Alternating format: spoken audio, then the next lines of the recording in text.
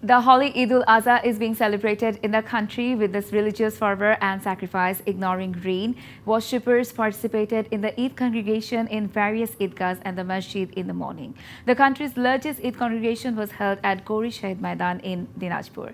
Lakhs of Muslim devotees also participated at the Shulakia Eidgah Maidan in Kishorganj, and the main Eid congregation was held in Jamaatul Faleh National Mosque grounds in the Chattogram. People from different professions participated in the prayers along with the political leaders. The main Eid congregation in Borishal was held at 7 a.m. in the central Eidgah Maidan. The main Eid congregation was held at the historic Shahi Eidgah Maidan in Sylhet and mild rain. In Khulna, main Eid congregation was held in Circuit House Maidan. Besides, Eid-ul-Azha Jamats were offered in the whole country, including Gazipur, Potuakhali, Bhola, Feni, Chatpur, Kumilla, Maulavi Bazar, Rangamati and Khagrachuri.